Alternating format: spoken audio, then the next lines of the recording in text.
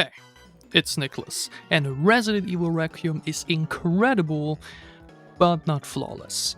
To be fair, most amazing games aren't, but I feel like there's this one huge scratch on this otherwise clean surface that does kinda stand out. I already talked about what I thought was the stupidest part about Resident Evil Requiem, while today we're talking about the worst part about Resident Evil Requiem. In my upcoming review for the game, I will go into detail about every section you play, and guess what? There's just one section throughout the entirety of RE9 that kinda sucked.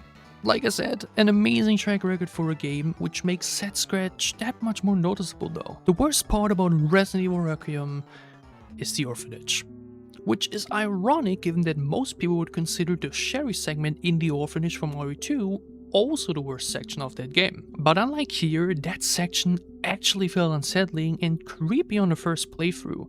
Turns out corrupt creepy men are scarier than bald kids with glowing red eyes. It gets just as tedious on replays, but at least that initial experience was memorable, which cannot be said for the Orphanage in RE9 unless you want to consider it memorable because of how bad it felt in comparison to the rest of the game. And it's both lucky and unlucky to be stuck with the return to RPD, because on the one hand you at least had a high before and afterwards, but such memorable section gets kind of interrupted by this snooze fest. Now, why exactly is this section kinda trash? Well, for one, it like mentioned just feels kinda out of place. You were just in the middle of reminiscing RE2 and they felt like it was a good idea to send you back to that game in more than one way. It especially feels out of place because of how it plays. It's slow, goes on for way too long, and is honestly just boring. Like, there's one part here that I really enjoyed, and that was the lab at the end of the section giving you some downright horrifying insight on Umbrella. I mean, listen to this nightmare fuel. Sensational. The prospect of being able to freely experiment on those kids sends shivers of anticipation throughout my entire body.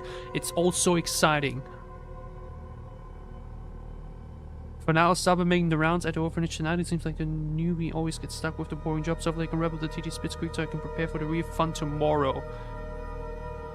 The amount of disgust I'm feeling within me right now. And to think there's actually people like that in real life. Oh. Ugh. But beyond that, this entire set piece was just really unnecessary. I mean, the RPD section itself before Mr. X was already slower paced and a great cooldown after the intense bike chase on the highway. There was really no need for a long and slow section like this, especially as it, like mentioned, wasn't scary whatsoever. Besides that one cheap jump scare getting me.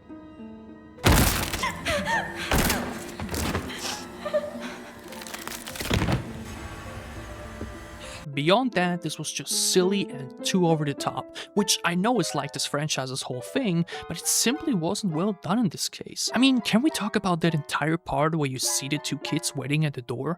I thought I just had to run past them and got killed, because apparently you were supposed to know that you first have to get their attention, run back out under the table, and even though you never see them chase after you, they actually end up disappearing?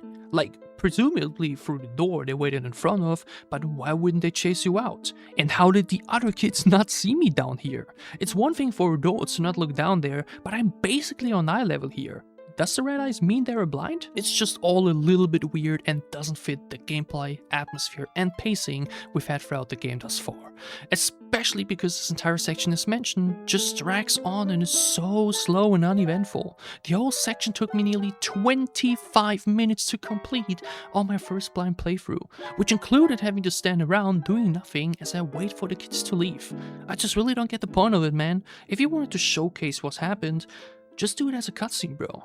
3 minutes and done. Could have also been edited into actually being a somewhat scary experience, because as it is, with its boring gameplay and way too long runtime, the Orphanage is unfortunately the worst part in Resident Evil Requiem. And while it didn't ruin RE9 for me or ultimately changed something about my enjoyment and rating for the game, I do feel like it's worth to talk about. Like, I just don't understand how this went through playtesting and nobody was like, nah, this kinda ain't it, y'all. Which, funnily enough, is a reoccurring phenomenon in the Resident Evil franchise, something that can be talked about in a future video. Till then, it's Niclas, enjoy some video games, and I can't wait to see you back soon on my channel for my basically finished rated review for Resident Evil Requiem.